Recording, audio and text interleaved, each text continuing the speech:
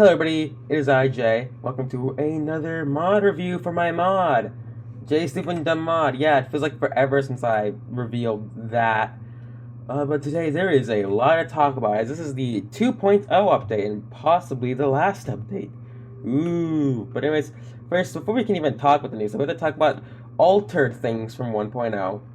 As you can see, we have 3 mob eggs and fake bedrock. We'll go into more detail here. But there's actually one item here, one item that isn't here that has been altered. And by that, I mean that item was deleted from the mod, so to speak. That item is the heart container. I had to delete the heart container because I just didn't like how it worked.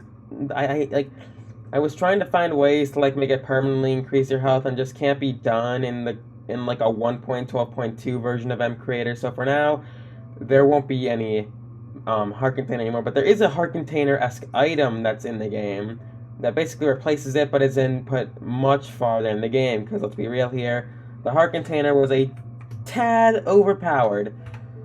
But that aside, let's talk about some things that have been altered and things that weren't really altered, but I'm counting them as that because I purposely skipped over them. First off was Herobrine's Wrath.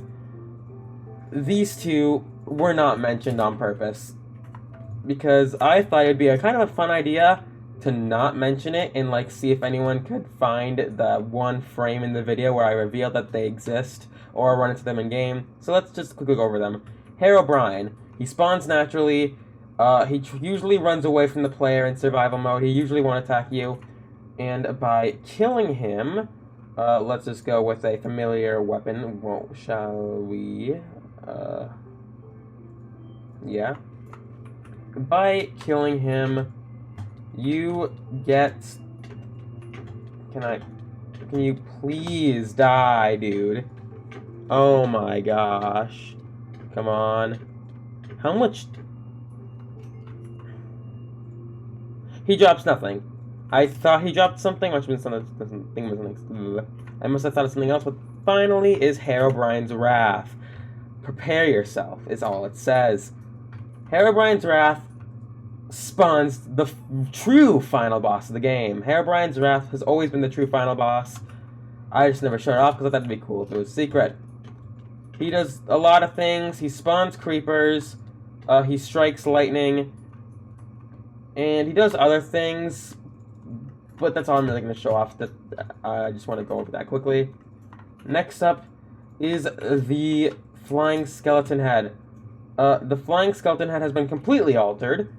Now, because in 2020.2, I think they added the ability to add custom flying mobs. And so this uses a completely custom flight AI instead of the Blaze AI that it used in the original version. So yeah, just slight changes, but it's basically the exact same as it was in the previous version. And now, finally, fake bedrock. Fake bedrock was just kind of an aesthetic thing. It was just bedrock that you could get for beating Herobrine. But now, it does something, and I will show you what that something is at a later date.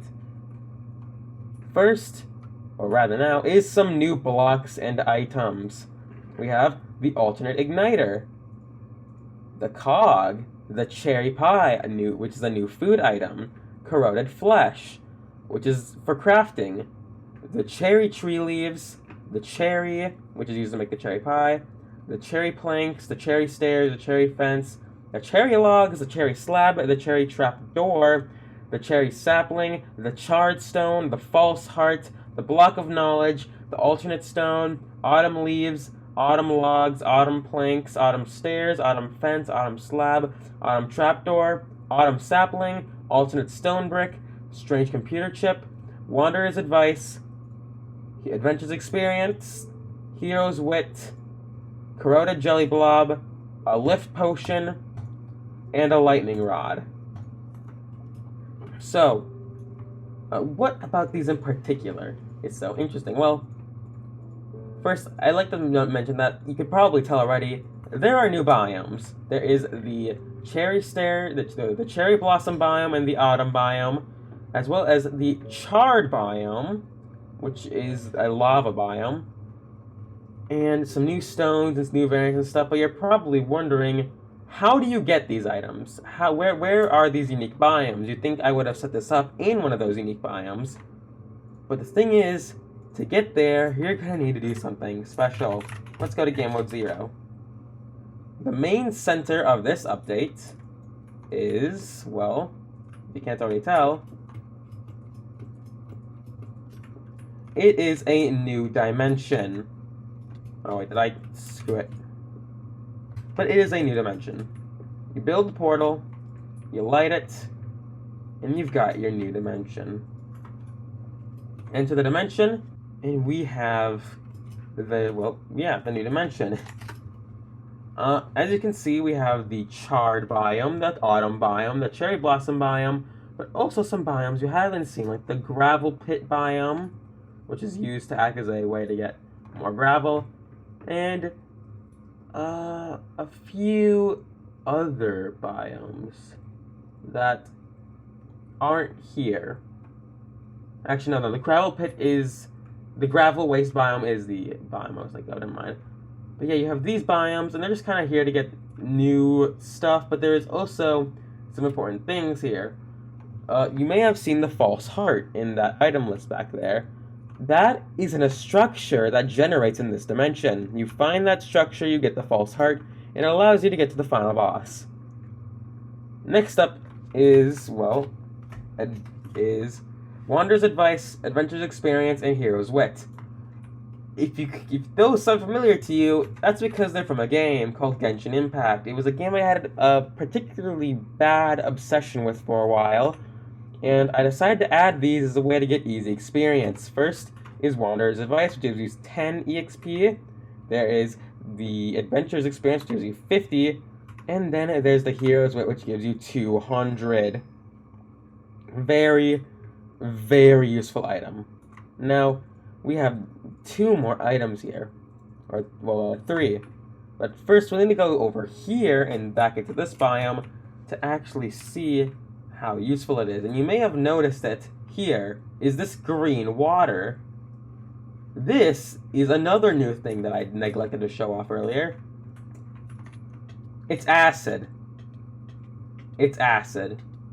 Standing in acid will make you take damage, but by taking corroded flesh and using it to make corroded jelly blob, you eat the jelly blob, and you get a new status effect. Acid proof. You jump in, and you are no longer under the effects of acid.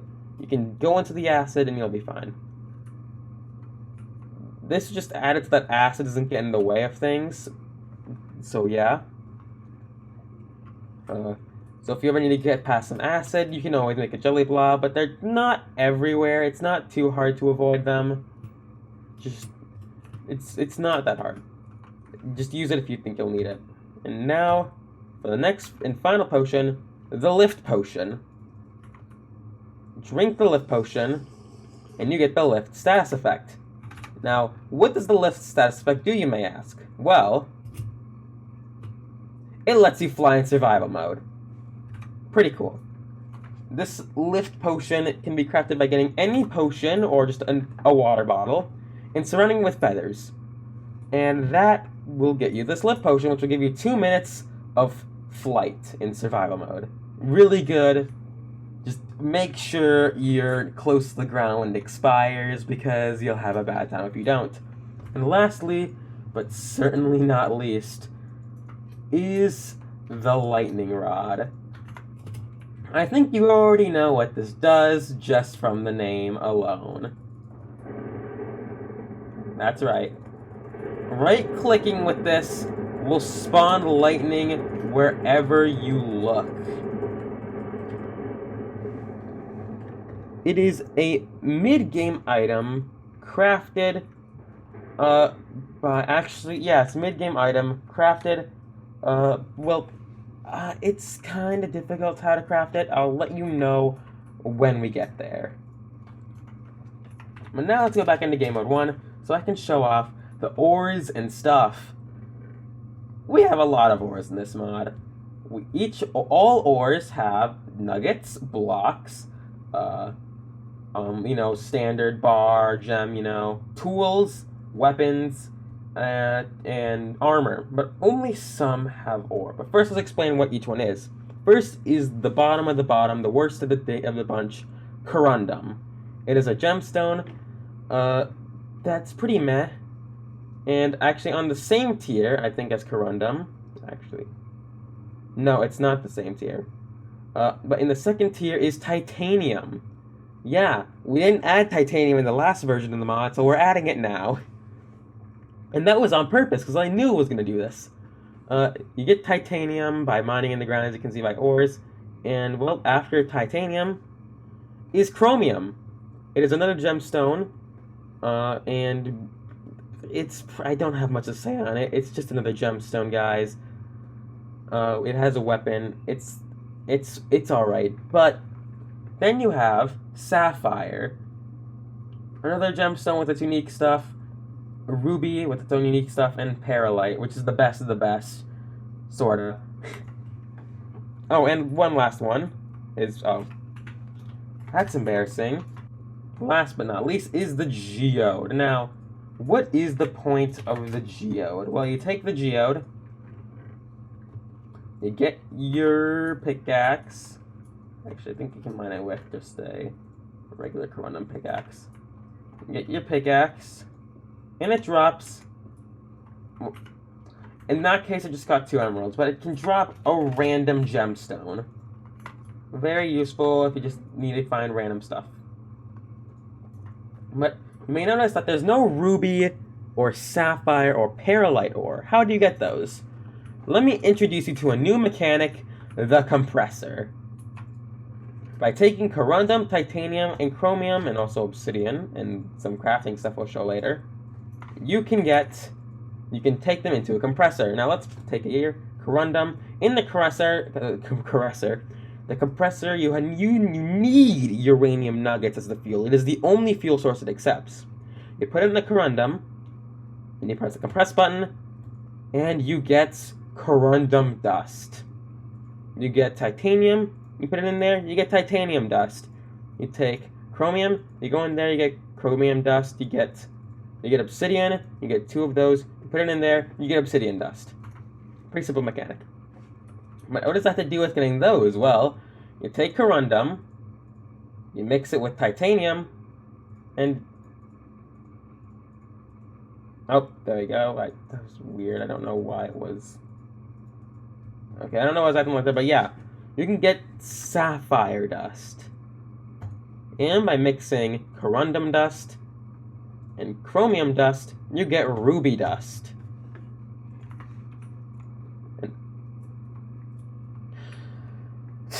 Mother... now, what if you want to get your items back, or let's say, like, what do you do after getting the sapphire and the ruby dust? Well, you just put whatever item you want in there, and it can smelt in the furnace. And after smelting in the furnace for a bit, you get something. For obsidian, you get the obsidian shard, and with sapphire and ruby dust, you just get a sapphire and a ruby. But we're not going to do that, because we want to mix in the sapphire dust and the ruby dust, which gets you perlite. And then you put the perlite in there, and it smelts, and yada yada yada. It's good. And you can also, if you turn something in the dust, you can turn it right back into its original version. Yeah, as you can see here. But what's with this? Why am I showing this off? Well, by taking 2 obsidian shards, 2 sticks, and 6 heroes wit, we get the obsidian blade. Now, as you can see, it has only 20 attack damage and 1.6 attack speed, which is pretty meh. But when you craft it, it has a bit more than that. It has sharpness 10, smite 5, bane of arthropods 5, and looting 3, making it a really good late game weapon. Like a really good late game weapon. But finally, we have, well, not finally, we have more stuff over there. We have the new mobs. We have exactly 11 mobs here, and I can count because I know there's 9 here and there's 2 rows. So let me show them off one by one. First off is the corroded zombie. It is Son of a... First off is the corroded zombie. As you can see, it resembles a drowned, and when you kill it, you get corroded flesh, which is used to make those corroded flesh balls. Next up, we have corundum, titanium, sapphire, chromium, ruby, and perlite chicken eggs. Now, one thing of note is that there are actually 2 spawn eggs for the perlite chicken. You have the perlite egg and the perlite chicken egg, spawn egg. The perlite egg, when right-clicked, will spawn a perlite chicken. Meanwhile, these also spawn a thing. The difference is these guys naturally spawn. Sorta. By finding them, you get their rare loot.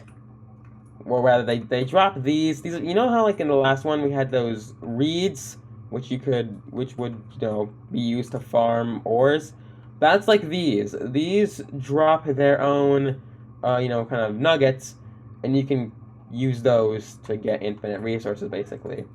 Or you can just kill them to get a lot of resources, but that's kind of dumb. Yeah.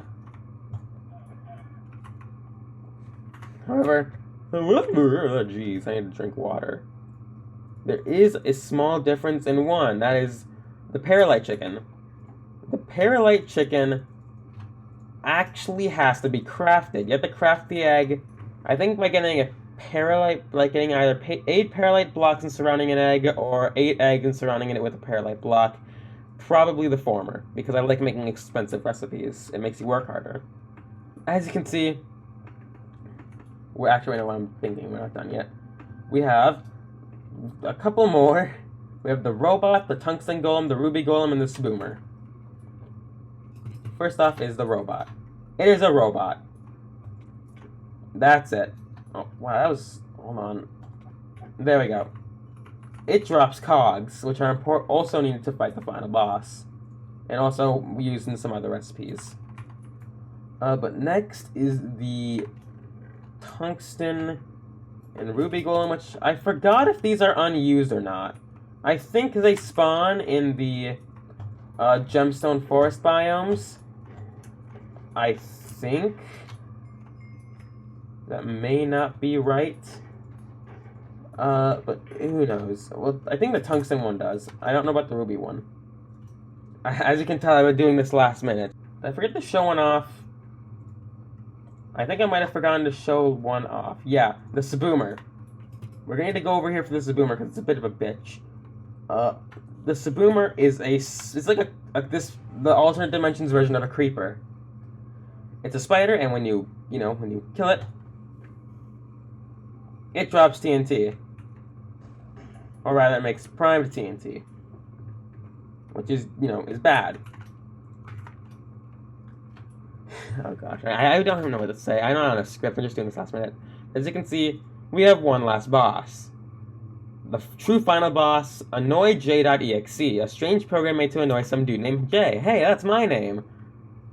You take this, and you go over here, and this spawns Jay the Taco, or JC1228. That's me. Attacking him will do some things, like, let's see here, in this case, it gave him, It gave him some nice little particle effects, which meant he was regenerating. As you saw, if you touch him, you get weakness, you get poisoned, you get hunger, you get slowed. We're on easy mode, by the way. If you were on normal, you would get wither, poison, weakness, hunger. And in hard mode, you get all of them. And, plus, I didn't mention this, because you can't see it because I'm in creative mode, but you get set on fire as well. If you hit him enough times, he can either get, regeneration abilities and all that, he can spawn Saboomers, and more Saboomers. Let me see, I'm just trying to... Yeah, there's that. You may be like, Jay, what just happened? Well, you'll see in a second. Over here is the rewards for beating each boss. With the lack of heart containers, now all bosses have a reward. First, is the well, the first is the Skeleton King, which when you get it, gets you a totem of levitation. Right click to instantly levitate, requires bones to use. Next is the totem of anti-hunger from the Zombie King. Right click to instantly refill hunger, needs rotten flesh. From the Hovering Inferno is the totem of exploding. Right click to go boom, requires blaze powder to use. And from Herobrine, there was the Herobrine Blade, which is like a worse version of the Obsidian Blade because it only has 20 attack, and it has less. What's it called? I'm dumb. It has less durability, but it's a good mid-game weapon, especially if you get unbreaking on it and stuff. And of course, there's whatever the name is here. Right click to have lightning strike, requires gold to use. And remember when I said to craft this was a bit difficult? Yeah, you need 2 blaze rods and one of these. You put them together, you get the lightning rod, and it allows you to control where they are, because this one spawns them around you, but that one allows you to choose specifically where they spawn, which is pretty cool in my opinion. Let's put these all back here. But lastly are the rewards for beating me. We have the Void Ball, the Meteor Staff, and the Rocket Armor Boots, or the Rocket Boots for short. First off, the Void Ball. The Void Ball is essentially it's essentially a better heart container. You get hearts, and you get acid-proof, absorption, speed, strength, resistance, regeneration, haste, 3, health boost, etc. And yeah, you also get a totem of undying. It is overpowered, and it's an amazing item, which is why it's a late game item. Hold on, I'm just gonna shake this down here. We're gonna go back in here to get the milk because I should have prepared more for this. And finally are the last. Thanks, phone. Very cool. Very cool, phone. Thanks. The last 2 items are the Meteor Staff, the Meteor Wand, and the Rocket Armor Boots. Versus the Rocket Armor Boots. They are essentially an infinite version of the Lift Potion. You can wear them forever and you'll fly forever. But, as you do, just make sure you're close to the ground when you take them off. And you are going to take these off. They're only as strong as chainmail armor. But finally is the Meteor Staff. And now you know exactly what happened. What happened over there. By taking a Meteor Staff and right-clicking somewhere, you spawn a meteor. I should probably explain. Meteors, they spawn in the sky, and they drop down like this. Very, very bad. But you may be wondering, what's so special about meteors? Well, besides being massive explosion balls of death and destruction, they spawn lava where they struck, and a bit more importantly, if it directly collides with a player like you saw earlier, it will deal a lot of damage. Specifically, it'll do 50 damage in easy mode, 100 in normal mode, I think, and 150 in hard mode. So you should not directly collide with these. I don't know how I survived there, but I did. And yeah, use at your own risk. These things will destroy your builds, because they are just incredibly strong. But yeah, that is about it for this video. If you enjoyed it, feel free to like and subscribe for more content. If you want the mod, it'll be down in the description below. Bye! Oh, I'm not falling. Bye!